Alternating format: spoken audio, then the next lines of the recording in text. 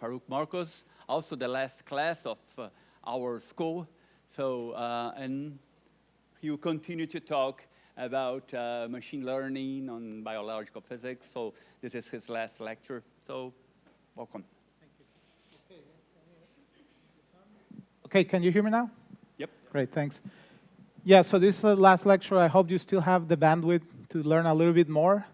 So feel free to interrupt me and make this interactive so you don't fall asleep. So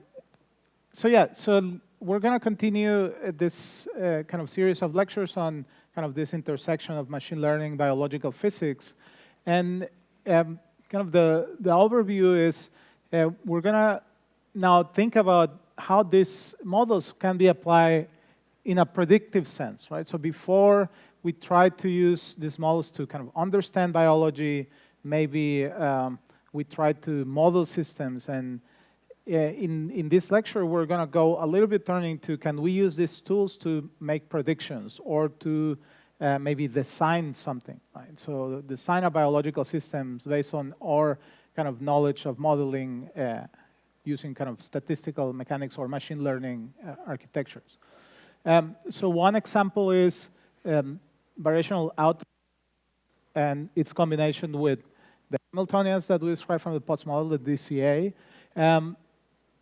First, I'm going to talk about kind of the architecture, how it's slightly different, but it's really great that I had a great introduction by Gabriel, who talked a lot about the autoencoders. So here is a slightly different version of the architecture. It's called a variational autoencoder, but I'm happy that you had this great introduction. Then some applications. So how are these things useful in the context of families of proteins? And finally, again, a few resources and software that maybe if you're interested, you could take a look and use. And we're going to be available for questions in the exercise sessions, okay? Great. So yeah, coming back to this picture of architectures and their kind of chronological order, where we started with Hopfield networks that were a little bit simplified, but very important historically and also scientifically. Then we talk about these Potts models, and this has been kind of the topic of my first lecture. I discussed many details and applications. Then Jonathan talked about kind of how we can now have an intermediate between these Potts models and variational methods that are generative to study a simple a system in lipid enzymes. In this lecture, we're going to focus on, again, these two architectures and a combination of them. Like, is it possible to, rather than having just a single architecture, can we learn the same input set with two architectures, then combine that and then try to say something about biology? So the key aspect here is in the spirit of interpretability, right? In the spirit of understanding, can we go into the kind of middle of this? And this is also akin to what Gabriel was saying. Rather than just making sure that the inputs and the outputs have low loss, can I go into the parameters, these latent variables, and then try to interpret? So I'm glad that we had this other lecture because it has the same spirit. Okay? So, and then the idea is, okay, this combination might be useful, and again, here the focus is what can we learn about biology, or what can we build in biology? So that's our goal, right? Okay, so the common theme is variability, like sequence variability. So we know through evolution, we have this process of change, and this process has been taking place since life began, and we still see it. We can also do it on our own. So as humans, we can also go and then shape this process. Or as scientists, you probably have heard about directed evolution and things like this. But the idea is it possible to kind of understand these very large dimensional landscapes in connection with biological relevance, right? Which most of the times means the function of certain molecules, right? If you think about ecologies, then it will be fitness. But in this case, we're very focused on biomolecules, right? Can we understand, and that leads a slightly more narrow focus on what do we mean by landscapes, right? So we know that molecules change, and then their changes have effects. There could be positive, favorable, there could be unfavorable, and it also depends a lot on the evolutionary context, right? Even in some cases, when you end up with a better enzyme, it could be that that's not what evolution needs or what the organism needs. So it's all shaped really by evolution, right? So can we tap into this? And this is what I talked briefly at the beginning and also in the first lecture. And then the idea is now let's use this statistical modeling with this kind of POTS models to think about sequence evolution, interactions, like we learned in the first lecture. But then now we could also kind of tap into, can we really use this knowledge in molecular design or to understand even larger functional landscapes, right? There's this quote by Feynman that says, like, if you build it, it means that you understand it, right? So if we're able to build something new, maybe we understand it. Okay, so to give you a bunch of applications or examples, there are many more, but for instance, in sequence evolution, I described on the first class about this model of evolution with episodic contributions, right? So how, by having connectivity in these probability distributions, then we actually reproduce many aspects of the evolutionary process. And that was a simple kind of idea that actually had lots of implications. We talk about interactions. How can we model complexes, or how can we recognize and have a quantitative model of recognition?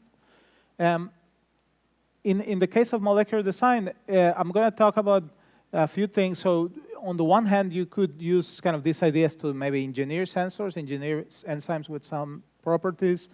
But today, I'm going to go a little bit into more details on one example that is about restoring function in hybrid repressors. So the idea that, as you know, proteins tend to be formed by pieces or domains that are independent, and many times we have mixtures of those domains, right? So that's also another driver in evolution. We can take building blocks, combine them, and then do something new, right?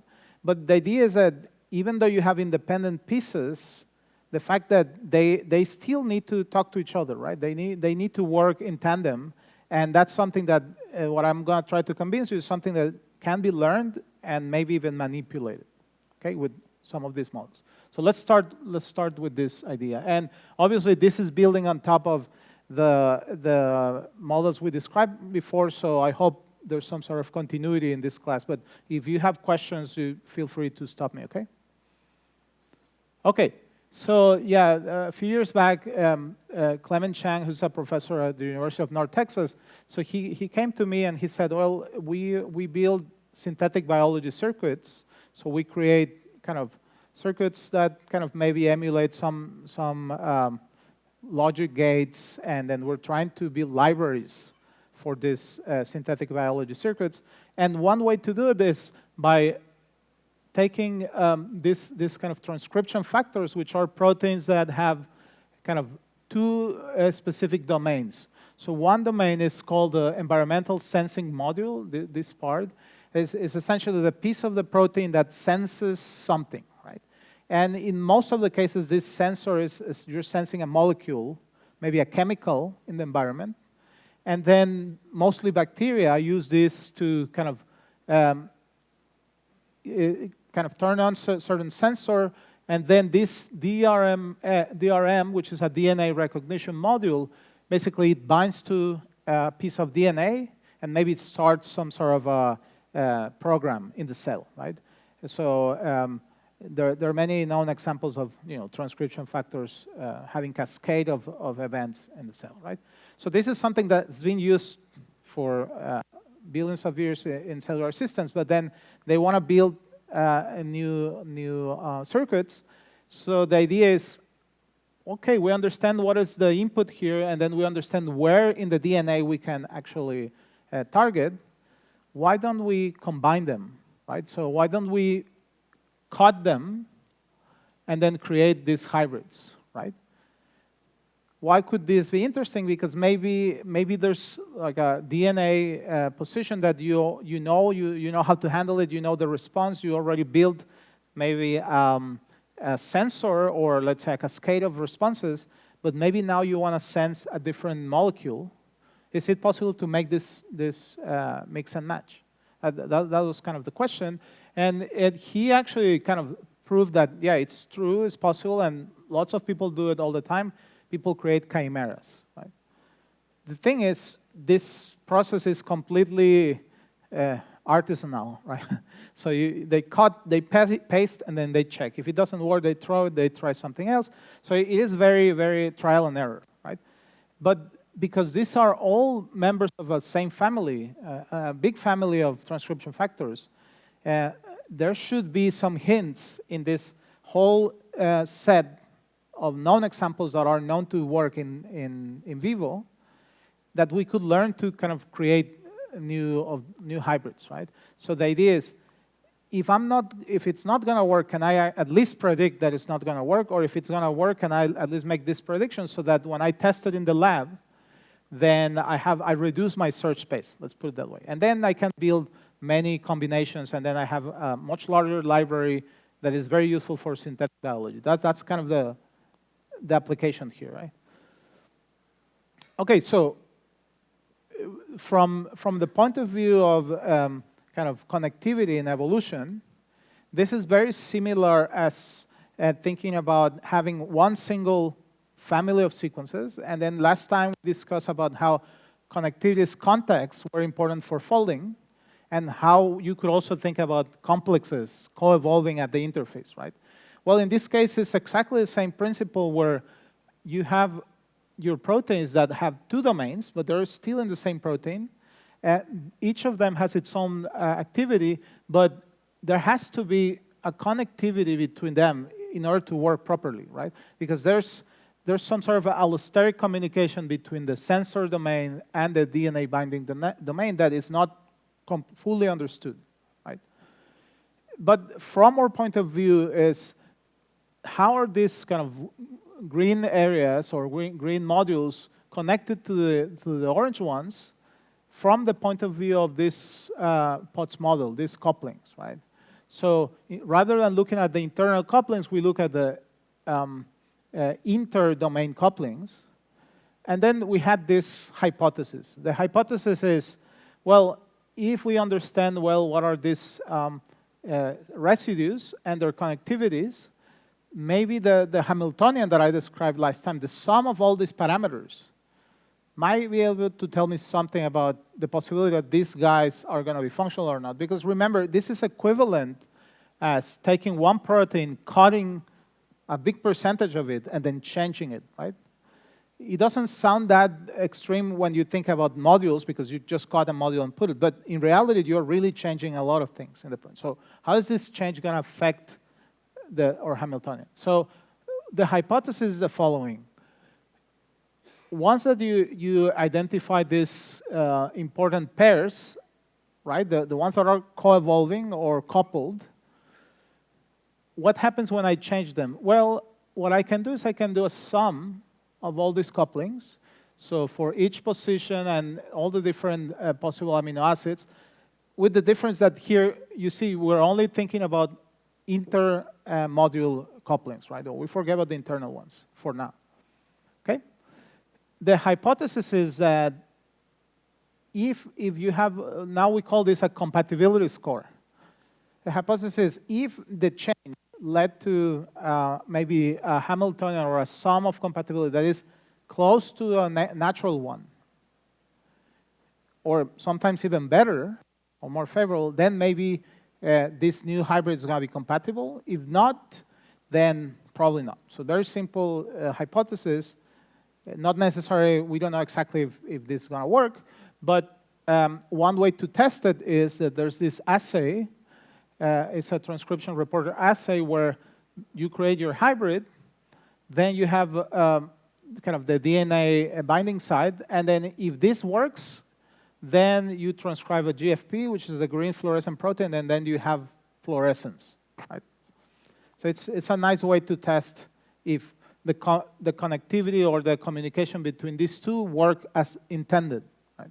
If somehow this new chimeric protein doesn't work, then you're not going to see fluorescence. That's kind of a good way to test it, okay?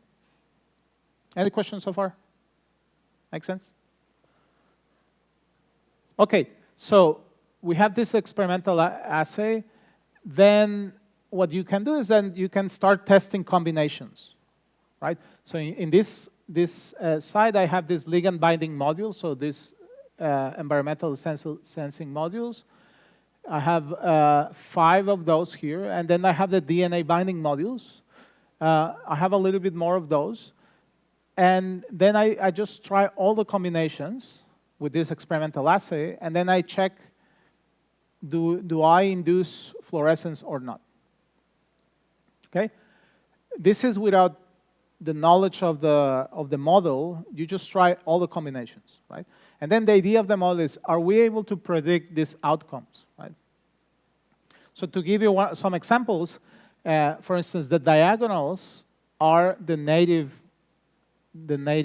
pairs, right? So you have the LAG-I module with its LAG-I binding domain, DNA binding module, right? So this is like a native protein, and if you see the induction is kind of high, it's 66x.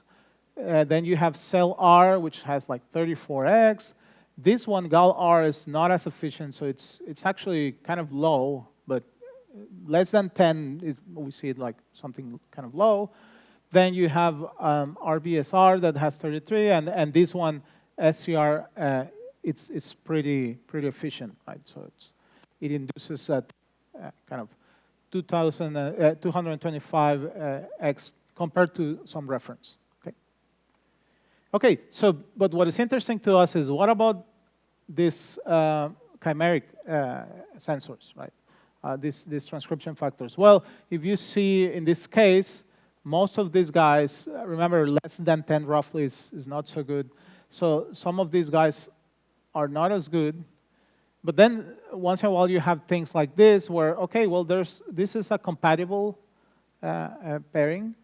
Sometimes you have things, really interesting things like this, where you have cell R, the ligand binding module, and it with the LAG-I, it has an increase of 244x, right?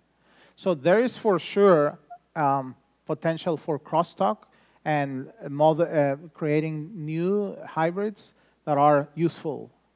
In actually, the fact that you have a diversity of values is also good for synthetic biology, because then you have a library, and then you know more or less the responses, and then you can build things. Okay, now the question is, how do I predict this? That was a question. So because you can try them all and then take the ones that work, but you don't know exactly kind of what were the rules, the defining rules that help us predict this. Okay, so then what we do is compute this compatibility score, right? So this equation. So you basically learn from the family.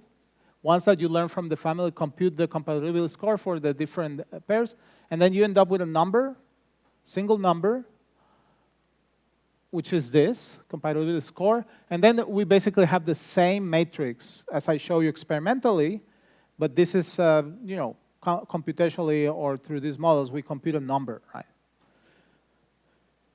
Here we don't have an idea like what's the magic number, right? So we just have a scoring, a quantification, but roughly you can get an idea by kind of comparing against the diagonal, where, as hopefully expected, the native proteins have the best compatibility, right? That's something that you hope to have, and it's kind of the idea of learning too, right? So you learn from kind of natural sequences, and then you want to say something about unnatural sequences, kind of this predictive response, right? So yeah, so more or less we do have a very strong value here. But then the key is, how about the other ones? Can we find a kind of a threshold, a value of compatibility that is going to be predictive, right? So in this case, for instance, LAC-I, it looks like it has a very, very specialized compatibility with its native one, and then the rest is kind of low, right? So here, the more negative, kind of like an energy, the better, the more favorable, right? Okay, so let's translate this matrix into kind of this kind of numbers, and then let's check for a given threshold, can we actually make predictions, right? So by taking these values, compare against the experiment, well, we say, okay, most of the diagonal we got right, but remember when this value was low, this 8.4, here more or less the threshold is 12x. That's what we consider positive. Well, we couldn't get it, even though we know that this is a native one. So we know it works in vivo.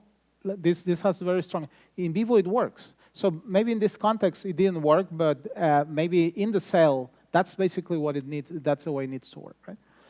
But if you see, basically, we were able to predict not only those that were not compatible, all these guys, we also predicted really well the ones that were compatible, right? So not only you predict the ones that will work, but you also predict the ones that would not work with some mistakes. It's never going to be perfect, right? But it's good enough so that you can start using it to build new chimeras based on the model. Okay? Make sense? Okay, so this was kind of a good result because we know if we understand the family, then next time we want to build a new chimeric protein, well, we based on these thresholds, and then we can build new things, or at least we can guide the experiment. We might make mistakes, but much less than just random, right? Okay. Can I ask just a... Yeah. Okay. I just want to make sure if I understand what's on the right and on the left, because... yeah, so this is a score. Yeah. These are the experimental Yeah. results, and then this is the agreement given a threshold, right? Given a threshold of a score and a threshold of an induction value. What I naively was expecting, for instance, if you have the second row, CIR or something like that, with SCRR on the column. SCRR. Yeah. You go there. Yeah, you have that guy there, and you translate it into the other plot there. And it's on. Yeah. But if you just move bottom and right, it seems the same color there, the same score, but it's off, or it's error. And maybe I didn't understand what's the difference. So do you mean this? Yes. Yeah. So this means if it's white, it means that it was an error with respect to the experiment. Okay. So yeah. So it has a very similar value in theory, but the experiment was different. So it did not agree with the experiment. All right, got it. So these whites are errors with respect to experiment. They might be, like I can claim that maybe this is not an error because this is a native protein, but at least there's no agreement with experiment. Thank you. Okay. So now as you know, whenever you are good at predicting something, then you become a little bit more ambitious, and then you say, well, I'm actually confident that this model kind of works. So why don't we do this? Why don't we take one of these guys that are off, that we know that naturally they don't interact, right? That they're not compatible. Why don't we take those, then modify, guided by this score, modify them so that they cross some threshold and see if they work in experiment, right? So now we're thinking about kind of the idea of kind of designing or fine-tuning, changing the proteins here. At this moment, we're just predictive. Here, our goal is, can we increase this compatibility score by proposing mutations and then see if this works, right? And again, it's a very simple very simple rule, because the nice thing is that we can do this, if you want to call them in silico deep mutational scans, right? So we have all the positions, we have all the amino acids, and then for all these combinations, it's very cheap. Once that you have your Hamiltonian, it's very cheap to know if the change is going to be favorable or unfavorable in terms of the compatibility score, right? So you check against the native value, and then if the delta is positive or favorable, then it's red. If it's unfavorable, it's blue. So you see, in general, there's a lot that are kind of in the middle. Many are unfavorable, but a few of those are favorable. That's normal, right? Like most of the times, it's hard to find the changes that will lead to something that is functional. That's the nature of the sequence space, right?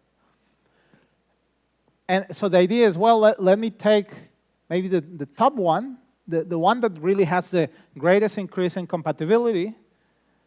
Then once I find that, then I go into kind of a second dimension, and I say, now let me take a pair that also increases my compatibility. And then you can go to the like triple mutation and say, okay, what's the best? And in theory, you could keep going, right? But in practice, at least you don't want to change too many things, and you just want to test. So there's also limitation experimentally, right? So we said, okay, let's stop at 3, okay? And I guess you could guess that this thing works. This model actually is useful. We take, let's say, the example of LAC-I with RSBR, which gave only 5.9 kind of increase in induction. And then here, this is one of the more interesting cases. Just by a single mutant, we're able to kind of increase the induction to 264. That was basically one of these 4 guys. Okay? So that's nice to see, but then obviously you could we have, let's say, another example of CEL-R and RBSR, and this had a very kind of a similar improvement, sorry, a single mutation, but it's not exactly the same improvement, but still it kind of crossed that barrier of 10, right, 10, 12. And that was a mutation that was kind of close to the area, to the same place as this, but not identical, but similar, right? Here I'm showing you a double mutant. This is RBSR with GAL-R, where originally we had this 3.1 induction, and then with this triple mutant, it went up to almost 70, right? Following that same scheme. And same thing here about this triple mutant, we have a huge improvement. These positions, I mean, you could think that it is known, at least in the literature, is known that this position is very important. 55, 57, 60. But then here we're also finding other positions that are at least not known, that were not known in the literature, that would maybe control this induction. So that was a good surprise. That is kind of a predictive kind of modeling, but it could tell us also something about the protein, right? So it validates some of the things, like this position, but then it also finds new ones. Okay, so that's great. So we can predict. We can also modify and control. This is also good for synthetic biology because now you can increase your library. But something interesting, as you can imagine, is that not all the experiments worked out, right? So I show you the best cases. And it's great we have some good hits, but not everything that we propose worked. And I think that's where really science lies. Like when you go back, you try to understand what's going on, and then you find things, or maybe you use different techniques and so on. Here, I'm showing you basically these changes in compatibility in the x-axis, and then the delta in this, what I call the, so this is the compatibility score. This is what we call the structural fitness score. So here, what we do is, in the same way that we're computing connections across two domains, we can also compute the differences internally, right? Because we're making changes in the modules, right? So these changes also affect their local interactions, not only the interactions across the two domains. So that was our guess, that maybe from the point of view of cross interactions, we're going well, but then internally, we're disrupting something, right? So ultimately, what you want is a favorable change in the domain and a favorable change across the domains. So this is more or less what we observed, that in this case, all these were many proposed mutants. Some of these in red mean that they actually had good induction values. So those are hits from our model. But many of these, all these blue guys, they actually didn't work. And then if you see this y-axis, that's the internal, let's call it local score of compatibility. It had, all of these guys had negative values. So even though we were improving the compatibility from negative here from 0 to negative, we were disrupting these internal values, okay? Same thing here. So most of these guys in blue and yellow, and this is the reference, they were not working. So the more negative, the better, and also the negative here, the better. So if you notice this gray area, that's basically where both of these parameters or both of these scores improve. So if you think about it, the hit rate is much higher if you basically increase compatibility, but also do not disrupt the internal thing. So that's kind of the explanation of why you should also look into kind of the effect of mutations within your protein, right? And then across your domain. Okay, so this score is essentially the same thing. It's still the couplings, but only within the domain. Okay. So the message was, okay, if you're going to optimize something, don't disrupt something internal, right? And that's completely logic. So work well. Okay. Any questions? Looks good. Okay. So well, just by understanding and modeling these interactions, we're able not only to make predictions about functional properties of proteins, we can also change them and then test them in the lab. That was the most important thing, to be able to observe some results in the lab to kind of validate this models. Now, this is the second part of the talk, where I want to focus a little bit on this idea of functional landscape. So can we take kind of the knowledge that we get from these SPOTS models with some different architectures and then say something about functions of proteins and maybe being able to generate new proteins? That's where we are now. Okay, so Gabriel talked about autoencoders, so I'm not going to go into a lot of details. The only difference here is that we're working with kind of a variant called the variational autoencoder. So in the autoencoder, you really want to recover exactly your input. So you have an input, and then you compress it, and then you want to recover exactly. Here you are allowing some variance, some statistical fluctuations, so that you could have a kind of a generative architecture. It means that you have a set of inputs, but then your outputs could be the same input or something that looks like your input, right? And this is something that is right now used a lot in image generation and many of these AI architectures, right? So you have your encoder. Again, you want to have a kind of a reduced number of latent variables, as they're called. And again, as Gabriel mentioned, the number matters either for your error or how you want to interpret things, right? So for us, our key was, can we actually reduce the number, maintain the reconstruction error, but still be able to use these variables to kind of say something about biology? I'll show you soon.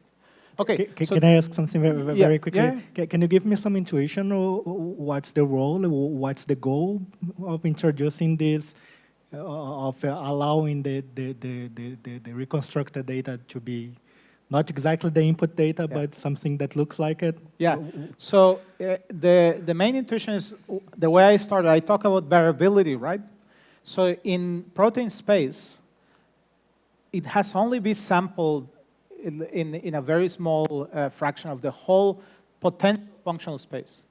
So there's still much more space that either we don't know because we have not sequenced it, or it has not been explored by nature, but it doesn't mean that it doesn't comply with all the rules of a functional protein, right? So basically that's the idea. Can we expand that? Can we generate sequences that have certain properties but maybe are new? That's kind of the idea. It's kind of in the same way I described in the previous example, right? All these mutations, we are really creating new proteins. We are creating chimeras, and then we're making small changes. Those proteins are not observed in nature, but they're kind of related, right? They're similar, but they're not identical. Yeah, so that's kind of the intuition here. So this is just a little bit of technical things. This is kind of your objective function in the autoencoder. So you have kind of a metric of a reconstruction loss, which is very important, but you also have kind of a measure fit to kind of the statistics that you had internally, right? So this is a Kullback library distance, and basically it measures the similarity between distributions, right? So it's kind of also like DI score, and this hopefully you want to decrease, right? So this is not the first time that someone has used these methods to study sequences. So the work of Brooks, Marks, and others, they have looked at this to kind of use some generative properties, but also understand maybe effects of mutations and things like this. Now, the way we're thinking about it is slightly different. And this is also, Jonathan also worked on this project along with Cheyenne Ziegler, another student in my lab. So here we had another problem that guided this, the construction of kind of this method. The problem that is connected to the previous, project, right? Where we have this compatibility score, or this Hamiltonian. This is only one dimension. Either you're getting better or worse. It looks like it's useful. I show you some results that are useful, but that's it, right? So you make changes, either you're better or worse. It's one dimension. So our goal was, can we have more dimensions in the sequence space that might tell us not only about stability or function, maybe they could tell us, sorry, not only about stability or maybe folding or activity, maybe they could tell us also about what is its function, how it's different within a main family. So adding more dimensions is useful. And here is a balance of increasing dimensionality. First you reduce it, you have a large dimensional space, then you reduce it, and then you increase it again so that it can be applied, right? So that was our goal. Let's have an extra dimensions on top of the fitness or this Hamiltonian that we already have lots of experience with, and then see what we can understand about protein families, right? So same input, which are alignments. This is the story I told you already several times. You compute your parameters, you compute your Hamiltonian, and you can do all the exercises and all the applications I mentioned before. Or you use these variational autoencoders. You make sure that they're accurate, they don't have large errors. And then we take advantage of this generative property, which means that once that I learned well, then I can take this latent space, these variables. Let's say in this case we're using only two dimensions, C0 and C1. But then this is kind of the cool thing, that you could actually go into this space, Cartesian space of latent variables, and then you can take a single position, then you use this generative property. So you can generate a new sequence, and then with the Potts Hamiltonian, then you can score it. Okay, what's the probability that this sequence belongs to the family? So you end up with this kind of map where Hamiltonian is here. Darker means more favorable. Lighter means less favorable. And then essentially you go coordinate by coordinate, and here you have 250,000 points. So here we generate 250,000 proteins. Then we score them through the post-Hamiltonian, and then you end up with these maps that are really interesting. They have some structure.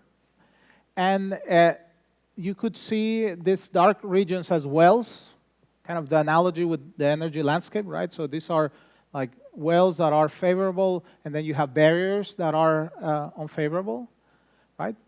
Then on top of this map, which we call the latent generative landscape, on top of this map, then you can actually put your extant sequences. So sequences that exist in nature, you just put them on top of the map, and you see what properties this map can help us understand, right? So in this case, for instance, oh, and these arrows are, this is something that we computed. Basically, if you start in a position in the landscape, and then if you keep kind of feeding back, and then decoding, so then we started noticing that you would basically travel near the regions with better or more favorable fitness. Or something? Something like that, oh, yes, okay, yes, okay. exactly. Basically, these arrows don't need the Hamiltonian. I think that was the reason. So it's all internal, but more or less they resemble the structure that this Hamiltonian is giving you, right? So that there's some sort of a terrain that can be explored. Okay. What would be the meaning of Z1 and Z0 in this? These are the latent variables. So this is the dimensionality reduction. So now you start from this. Can you have any kind of meaning? Yes, so that's what we're going to try to understand. There's no specific meaning, but the combination means something because it clusters, or it basically classifies the families into kind of functional units.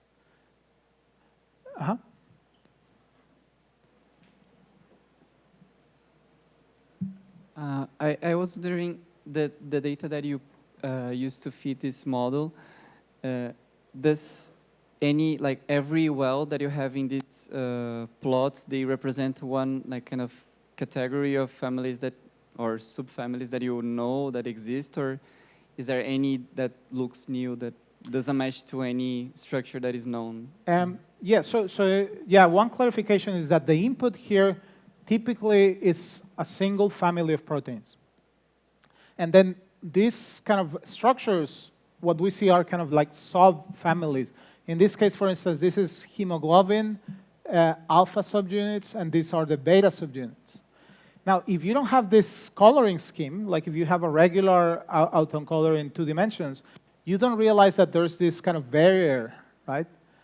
This area that separates the two. So you might think that this is like one single cluster, but this is allowing us to start seeing these separations, right? There is always a protein that is known that falls inside of these wells, or? Not always. So okay. that's a good point. Like you do, let me show you one example here. So this is the globin family, and these are all the extant sequences, all these subcategories and subfamilies. So yeah, it is fairly well populated, but I mean, you have these whole regions, right, or even internally, where nothing's there, right?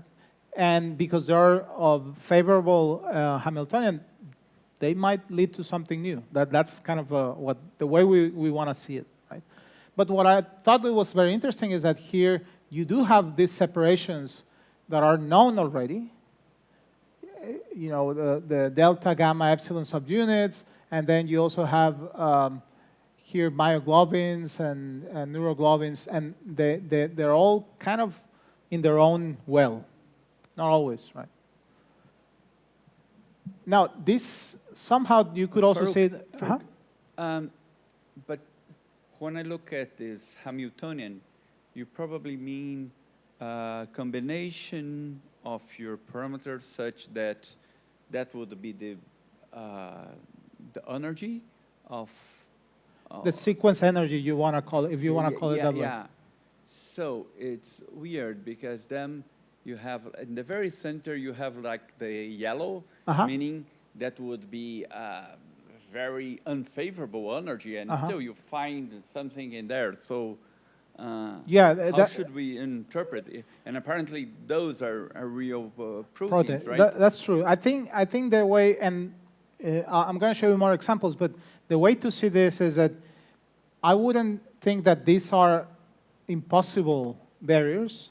I think in general what we mean is they're just less rare, less common, right? So you will have regions that are on top of it. Like actually, if you see this whole thing is on top of a barrier or a yellow area, but still is full of functional sequences.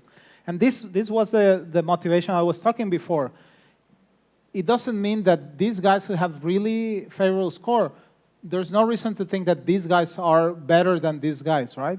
Because they do have some sort of a function in the cell, but maybe their sequences don't comply really well with the whole family. So there's maybe, like you said, divergence, a little bit of divergence. So could we try to make sense that eventually this is how well stable they are, but functionally, eventually you need more than just the stability. It has to fluctuate, or it's functionally relevant that it has like high energy. Yeah. Would be that something? Exactly. I think that's you hit the main point, that before it was all about are we favorable, but now we know that you could be in different wells of different lengths, and then you could still be functional. And then the thing is, now we know that at least this Cartesian coordinate represents something. This group of coordinates represents something that maybe the maps can help us identify. And that's what we're trying. I'm going to try to convince you that in some cases that's possible. So here what I'm showing, so I'm going to go and then tell you about properties. Yeah, go ahead. Sorry, a quick question. In the previous slide, you showed the trajectories, and you said that those were computed by iterating and not using the Hamiltonian, right? That's correct, yeah. So how much do they differ from doing a gradient descent using the Hamiltonian? We haven't done that, but they probably are, they might be connected, but at least you will reach maybe the same saddle point, but I don't know if they're going to be on top of but I think they're connected because ultimately what it's doing is improving the probability from the autoencoder. But that's a good question. We haven't tried. Yeah, okay. Great, thanks. Okay, so now what I'm going to try to do is I'm going to show you a lot of properties of these maps and then convince you that maybe these are useful. So one property is, because we have this generative property, you could, in theory, sample sequences. And what I'm doing here is I'm taking real sequences, and then I'm just comparing. This is a score of phylogenetic difference. So you're comparing trees, right?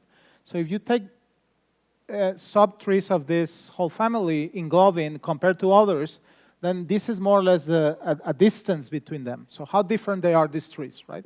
That's a distribution of distances. If you do the same thing but with sample proteins, so proteins, new sequences that we sample from the map, we end up with very similar distances, which is kind of evidence that these sequences preserve also these phylogenetic relationships. While when you basically compare against sequences, trees of other families, then you have a very distinct distribution of distances. When you compare against shuffling the globins, so you take globin and then you just shuffle the columns, then it's much, much different, right? So that's one property. We do recover also the phylogenetic relationships. So another way to think about it is, in theory, we could create a new family that looks very similar to the original, but none of the sequences are extant. That's one way to think about it. Okay, this is another family. This is beta-lactamases, right? And I told you a little bit about it before. These are proteins that confer antibiotic resistance to bacteria. Okay, so here we have a different map, and we do have also some categories that these are basically phylogenetic categories more than functional categories. But then we focus on a small area, somewhere here, this part, where we have some experimental knowledge of how variability affects function, right? So in this case, these are two extant groups. So this is TEM. So these are enzymes that bind to TEM, which is one type of antibiotic, and then this is SHV lactamases, which is a slightly different antibiotic, right? So this is one observation. You see that these are, it might be hard to see, but there's a slight difference. So it's like a barrier going here separating these two groups. So if you zoom in, you have a little bit of resolution comparing these two groups of sequences that actually bind to slightly different antibiotics. So that's one good thing. The other interesting example are these are two papers where they took one of these members of the family and then they start doing evolution, in vitro evolution, right? And then in one experiment, they had a really high selective pressure. So basically they would have variants and then they will increase antibiotic concentration and then take the ones that survive and then make variations of those and so on and so forth through several rounds. This one had less selection pressure, so the antibiotic concentrations were lower. And then you see how these two groups behave differently. This looks like these are less points, but it's roughly the same number of points. It's just that here, all these guys with higher selective pressure, they basically end up being in these wells. So this is telling us that these wells are connected to selective pressure. So the more favorable, probably you do a better job surviving higher concentrations of antibiotic. If you have less, then you start populating these barriers, right? So that's what I was saying, that barrier doesn't mean that you cannot live there. It's just that it's maybe you're not as optimized as the natural ones. So that's one lesson from this maps. You could actually say something about, in this case, selection pressures and survival, right? Okay, and all these are non-extant proteins. So these are new proteins that they created in this in vitro evolution experiment. Okay, another example is globins. So you have kind of your beta globin region, alpha globin, and then there was a study in 2020 where the authors were interested in understanding kind of the origins of beta versus alpha globin kind of separation, right?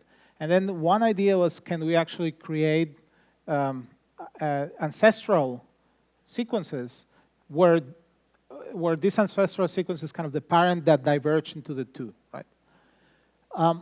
So what they did is they did a bunch of kind of, let's call it expert-guided changes and experiments to kind of reach those ancestral proteins. And for instance, here they reach an ancestral alpha hemoglobin, and then you can see that it lands in the alpha. Sorry, the gray dot lands in this region, while the ancestral beta lands in this well. So that's a good point, right? Like our model, and again, these are new proteins. These are not extant proteins, but they do have the right properties, first observed in experiment and then also in the map. But then they also, in the search for these new proteins, they try several variants focusing on 14 regions. And then they had these different variants with different kind of functional outputs. And if you see, it's very interesting to see that some of them are kind of in these barriers. And only when you really cross the barrier, that's when they start seeing the right property, right, of these alpha and beta globins, right? So then we did a little bit of a thought experiment where we said, okay, if we knew these 14 positions in advance like they did, maybe we could have actually changed and then create a lot of these variants. So this is a region, but it's just full of dots. We tried all the combinations of these 14 positions, and then we saw that, okay, they cover a lot of places, but possibly if we would go using the map, we could just go to like these regions and then try them, and maybe that's what, maybe instead of trying this expert change, then you could use this method to design new alphas and beta patterns. Okay? Okay. What else? I'm going to give you a bunch of examples. So this is another protein. It's called TRMP8. So this is a thermal sensor. It's a protein that senses temperature. And in this paper, the authors, what they tried was to understand some properties of hibernators. So basically, rats do not hibernate while squirrels hibernate. And then their hypothesis was that there were differences in this transporter, this sensor, temperature sensor, that maybe were connected with this behavior, right? So what they did is, so if you see the better this protein works, the better is as sensing, let's say, cold temperatures. That's kind of the idea. So if you see, rats are very sensitive to cold, and the sequence of the rat lies here in the well, while the sequence of the squirrel, it's a little bit outside the well. It's not perfectly down there. It's just getting in, right? So then what they did is they did experiments. They said, okay, let me change the rat sequence. I picked 6 mutations that are similar to the squirrel. And when they tested in the lab, then they realized that then the rats were not sensitive to cold anymore. So they went through all the experiments to show that the rats were not sensitive. And if you see, this is where this sequence lands. So it's kind of going away from this kind of energy. And then the converse experiment, they also try where now they did mutations in the squirrel that look like the rat, and then it brings now the sequence here. And then these squirrels now were sensitive to cold. Which I think is, the paper itself was very cool, but also the fact that you could actually kind of see those differences in some sort of quantitative way, right? So here, it's a little bit of a zoom in of, there's a lot of ruggedness in this variants, but these small steps kind of are quantifiable, and then they have some outcome, right? Okay. We also try to understand kind of the evolution in COVID proteins.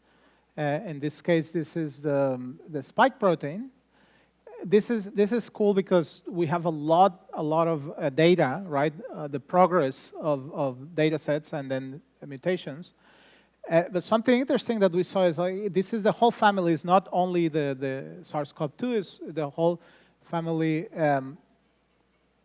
that includes kind of different hosts, not only humans. And what we thought was interesting to see is if you see there's this human MERS group that is kind of fairly well separated from the SARS-CoV-2 group. Here we have SARS-CoV-1 that is also kind of separated by a barrier. And some interesting observation was kind of this sequence. This is a sequence of the bad the bad group. So which is being speculated that maybe that's where the transfer came, like the human version of the virus came originally from a bat. So it was interesting to see that it's kind of close to this barrier, almost in the kind of human group. And these are all the different variants that we've been keeping track of. And maybe this is easier to see here. So you start with the, I think, alpha, and then we started going to which one is the next? Yeah, the delta is showing here. So even these small differences are accessible in the last. So they form clusters that are kind of connected. So they're all in the same region, but they're not always overlapping. So maybe, and these have very few changes. So maybe at some point we have some resolution to distinguish them, right? Okay.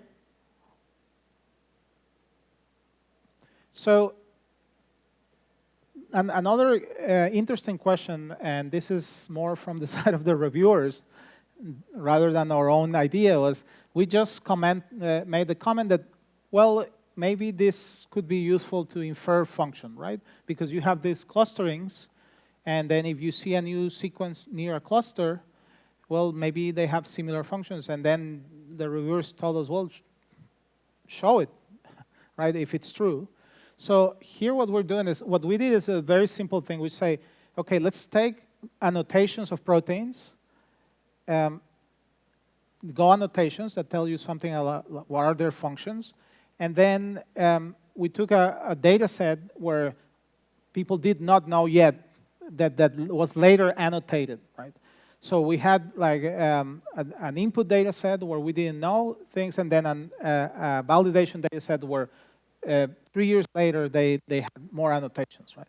And then the idea was, let's create this landscape, and then let's see those sequences that had no annotation at that time.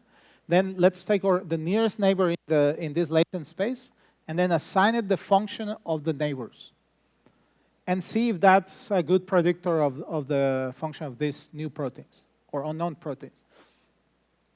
Obviously, our goal is not to create like the newest predictor of function, but just to see if these maps were able to do it. So here I'm showing you like 3 families: globins, tRNA synthetases, hydrolases, and LGLVA. That's kind of the method I just told you. Just take the nearest neighbor and then assign that function, and that's our prediction, right? And then these other methods are based on some sort of learning of Go annotations or other maybe predictive tools.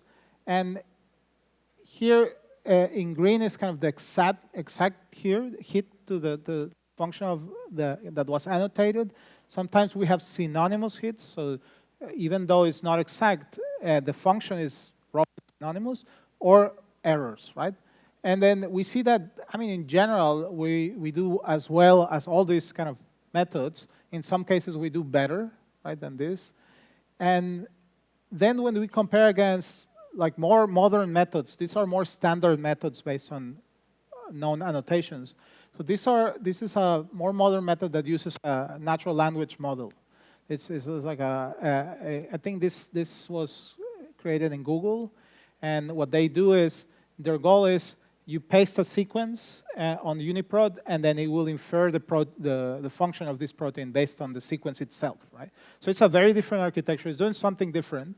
And they do well, I mean, and we do similar to them, but they have a slightly difference, that they have what we call coverage errors, right? Because we're using real annotations as predictors, but they are generating these tags.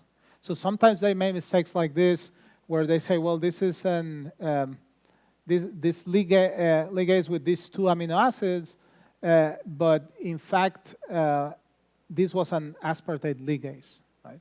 So they look like they're similar, but there's slight different resolutions, where it is important to know if it's 1 or 2 residues, right? So these kind of things are what kind of we discover we're doing a little bit better, right? But that's not the point. The point is just that these maps really reflect maybe functional states of their clusters, and that could be useful. Okay. Okay. So then the idea is, well, if we can understand protein families, if we can generate new sequences, well, maybe this could be used also in design, right? Protein design. You can select a region and then generate sequences and then maybe try them. And that's something we're doing right now. We're ongoing. We're trying to see if those sequences that are coming out of the map actually work in the lab, and if they have the similar properties as the groups. That's what we're doing now. It's a new thing. Okay, So let me just summarize the talk of today. These LGLs, as we call them, they're a powerful tool to explore kind of the functional sequence space, as we call it. And here we are focusing on protein families, right? So we are the family at the family level. There might be a way to think about the whole universe of proteins, but here we're focusing on one family at a time. They organize the extant family sequences by function and fitness. And I show you some examples. We have more examples. It's cool because then we can also annotate. There's a lot of errors in annotation these days. And that's because most of the annotations are based only on sequence identity. Well, here we're not only doing sequence identity, we're doing this latent space similarity that it's better in our opinion, it's better at capturing some things that are different. So if you only based on identity, it's not enough. That's the point. We also can use it to study some evolutionary relationships, right? So you could take pathways in the map and then see potential maybe pathways of evolution, the case of the globins, alpha and beta globins, or maybe the coronavirus. And again, this could also be a guidance for design. What if you want to create a new protein? You just sample from the map, and then maybe sample in a region of one specific function, and then you can create new proteins. Just like you said, why do we care about this generative property? Why we want this to be variational autocolors? Well, that's one reason. So the analogy I always use is you have like your phylogenetic tree are kind of the branches of the tree, and this thing is allowing you to add leaves, right, that are full of new sequences. Okay. And the point is that even though we were kind of using coevolution analysis that has been around for some time, and maybe some machine learning architectures that are also kind of known these days, kind of by putting them together, then you can have a more interpretable view of what you're learning. That's kind of the spirit of let's not just have a black box, let's kind of try to understand what each architecture is telling me, and then maybe it says do something better. I think that's maybe the spirit of how can we still think while using architectures of learning. Okay, so there's some, as I mentioned last time, if you go to this website, then that's where we have a few tools, a few projects, and then you can take a look. Please keep in mind that this is under development. Some things are still work in progress. But we do have kind of a GitHub with the implementation of these LGLs, and that works well. And we also have a visualization tool for this map, so you can click and see elements, and that's something that Cheyenne and Jonathan developed. And in the exercises, we're going to show kind of an example of how you can navigate these maps and how, if you want to install it or use it. Okay, and just to conclude kind of the series of lectures,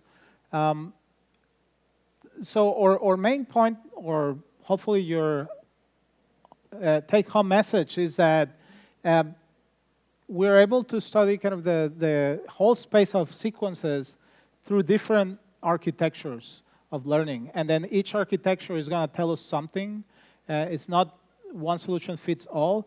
We even talk about transformers, that those are used in AlphaFold. So there's no single solution. That's my point. And then by understanding them, you can maybe explore more solutions to problems.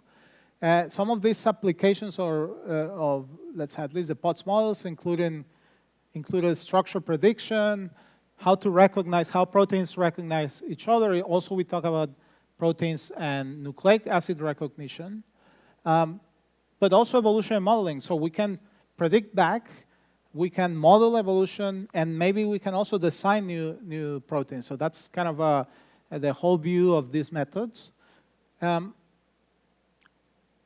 So Jonathan talked about restricted Boltzmann machines. Those that's a similar spirit. Okay, I have a learning architecture that I can represent in a slightly different way, by showing the equivalence with a restricted Boltzmann machine.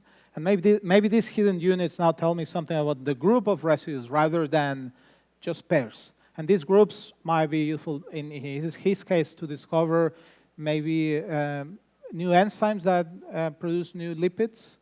And that kind of interface is useful, right?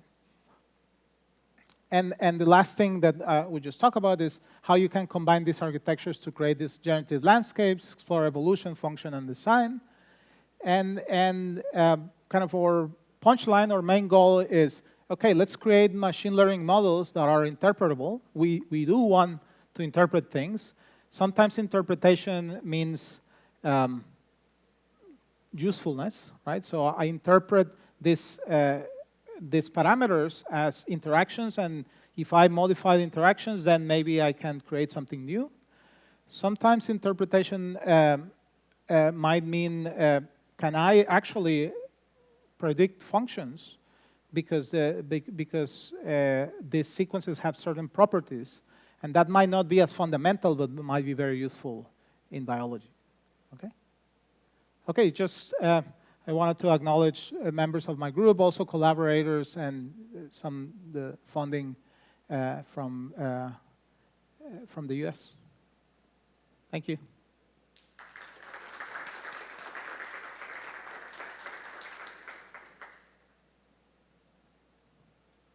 Questions?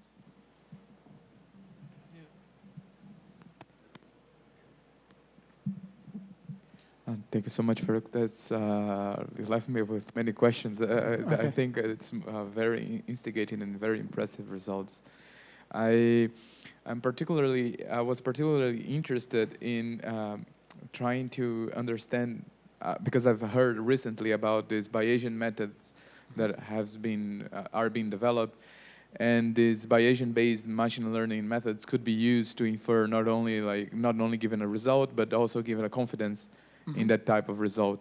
Do you think that this direction of trying to infer not only like the mean, but the variance around that would be useful in relating that to the data in this process of discovery that you described? Yeah, I mean, I'm a little bit biased because for my PhD thesis, I work with Bayesian networks, and I think they're still powerful. I mean, at the end, they're very connected. Everything is connected, but I think the Bayesian approach is useful because you're thinking in terms of probabilities, and then you could think in terms of hypothesis creation, and then you can create networks and then try to confirm or reject hypotheses. I think probably Bayesian approaches are more compatible with science in that sense, right? And I guess our goal would be how can we use them so that we can kind of support science rather than just having black boxes, right? Yeah, so the answer is yes. I still think there's work to be done so that you could compete with some of these more established tools, but at least from the point of view of generating and testing hypotheses, I think Bayesian methods are interesting. Yeah. So this is all very, very beautiful, amazing, Thank you. and also a little bit scary, right? Because, I mean, as any disruptive technology, one thinks, and science, one thinks that this could be used for bad things. Uh-huh. I mean, how do you see, in general, the future of this field? I mean, designing proteins and stuff for the good and for the bad. Yeah. No, I agree. I can tell you that 10 years ago, or yeah, let's say 10 years ago, I never imagined that we will be able to have that precision of modifying things and then testing them in the lab and then realizing, okay, I'm making 50, 60 mutations or 100 mutations, and I still end up with a protein that works, and is driven by these ideas, understanding kind of the statistics and the constraints. So it is exciting from that side, right? That it's something that it was very, very hard, and now it's really, really easy. But I think that's the positive side. Maybe the negative side is that it could lead to just kind of, again, black boxes, right? Like, okay, I want to create new things, and I don't think about it. I just reuse what has been there. that could be maybe the drawback, that maybe now these days you don't need a lot of deep understanding to create new things. But I think it's like any other new technology, is you need to handle it with care, and I wouldn't be that concerned. I would be more excited. That's my view. Yeah. So, regarding when you do this annotation, apparently it seems that when you increase your power to do the more proper annotation, eventually it's just a matter of how you're, essentially you compare what is the closest things that resembles this with respect to that, and then, then that's eventually how you are changing this. But in terms of interpretability, I'm not quite sure if you are gaining much knowledge. Yeah. Do you agree with me on that? Because still, is when we try to make sense what is Z0 versus Z1, Yeah. it's still something.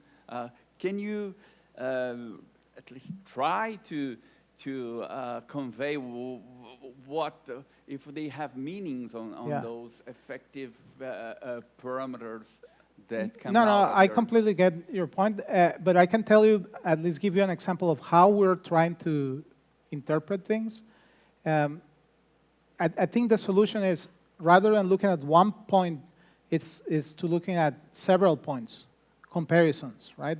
So let's say if you had this kind of this map, and then you have 2 points, right? And then one idea is, can we look at one trajectory or several trajectories and then see, okay, how many changes do I have from here to here? Can I minimize those changes? And if somehow this works, maybe those positions that are changing are going to tell us something about the functions, the differential functions, right? Because if you think only in terms of comparative sequences, sometimes you end up with 100 changes, right? There's no way you could tell apart what's the influence of the phylogenetics versus the functional changes, right? So at least this is what we're trying. I'm not saying that it works, but our goal is to see if there's ways that you can push, even though we might not know what X and Y means, we just know that the kind of area that covers those coordinates have some features, right? So if we can push changes from here to here, and then if we minimize those changes, maybe those sites are important. But you don't have any actual energy of interaction associated to those things, do you? It's just not a physical like, energy. Yeah. So that was a kind of disturbing, because you don't know exactly. We don't understand what is behind all these codes in terms of. You just look at these probabilities, but. So I think you don't know exactly if it's like entropic regulated or charge regulated thing. What exactly? That's true. It's not a physical. So, but in a way, the way I see it is, that's in a way an advantage, because for many, many years, people have been focusing a lot on energetics, and sometimes that's not enough. So let's say if you want to emulate the energetics of 2 different proteins, you can do it, but you might never go into the features of function, right? So the point of this, at least, it's an attempt to say, in evolution, the changes are about stability, energy, but they're also about function. They're also about maintaining certain pressures that might be hard to quantify. And it is still blurry, but I feel that at least from that angle, you might not say something physically, but maybe you might be able to get guidance on, okay, well, these positions are really important. Let's check in the lab, let's test them. And that's kind of the approach we're taking. I know there's still much more to learn, but maybe a combination with physical approaches could be interesting, right? Okay.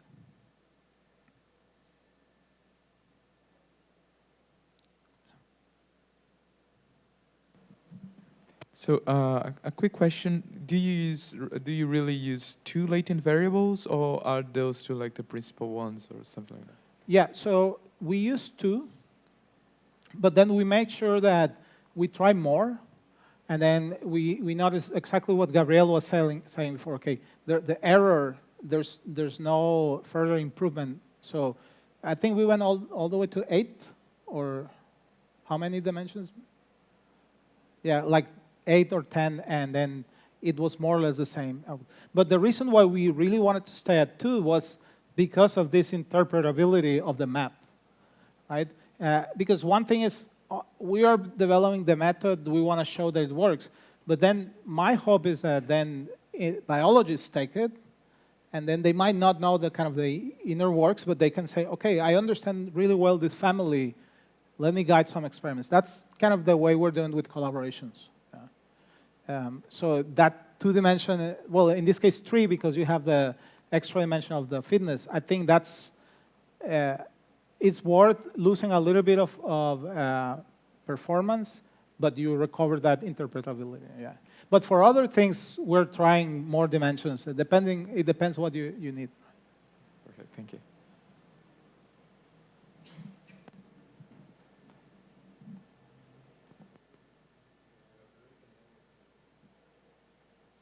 Okay, so let's thank Faruck again for the wonderful set of lectures, and Jonathan as well. Thank you, guys. And yeah, this was the last lecture. And so we have a break, and then you return, we have a section of exercise? Yeah. Yeah. So. If you guys are interested, you can drop by. Okay. Thank you. Maybe let me mention just very quickly. So the 3rd floor is the one just below us. And we have 3 rooms there, 1, 2, 3. I think it will be on 1 or 2 or 2 or 3. Don't worry, they are right next to each other.